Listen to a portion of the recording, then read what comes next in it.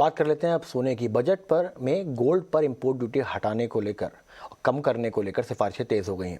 क्या है खबर और इंपोर्ट ड्यूटी में कटौती की कितनी संभावनाएं हैं, बताने के लिए हमारे साथ हमारे सहयोगी विश्वमोहन जुड़ रहे हैं। विश्वमोहन, पहले तो क्या कयासें लगाई जा रही हैं और कितनी उम्मीद है कि ये जो ड्यूटी है वो कट हो जाएगी?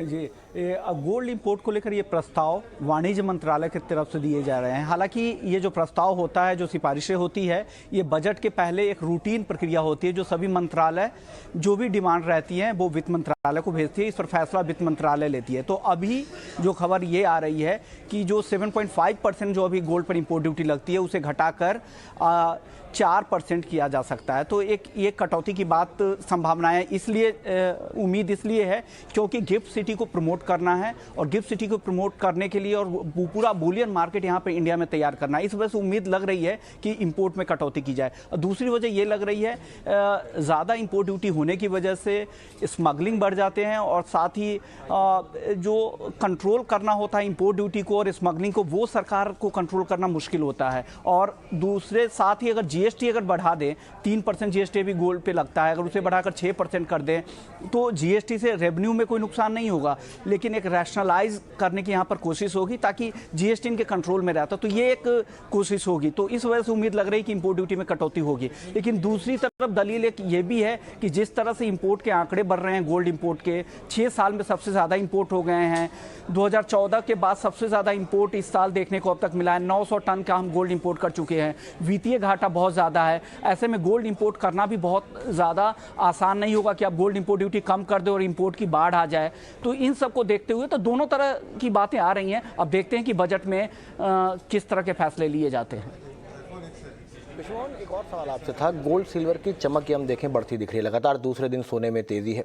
क्या वजह है इसके पीछे और आगे के लिए क्या संकेत मिल रहे हैं?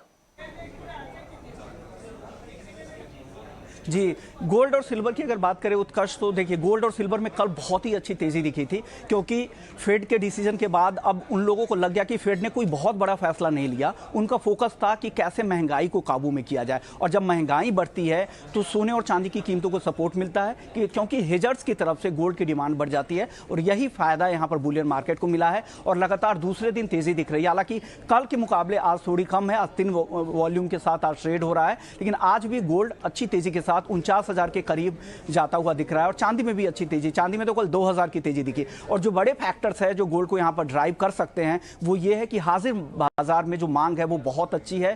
फेस्टिव डिमांड के बाद शादियों की सीजन की मांग आई और अब उम्मीद लग रही है क्रिसमस की मांग और नए साल में लोगों की बाइंग बढ़ती है, तो इसका भी फायदा मिलेगा। और साथ ही रूरल डिमांड भी आगे बढ़ने की उम्मीद है। तो ये कुछ ऐसे फैक्टर्स है जो कि गोल्ड को आगे भी ड्राइव करेंगे। और साथ ही ओमिक्रॉन की चिंता है, उससे सुरक्षित निवेश जो मांग बढ़ती है गोल्ड की वो तो अलग ही है। तो ये कुछ ऐसे फैक्टर्स है गोल्ड को आगे और भी तेजी दे सकते हैं।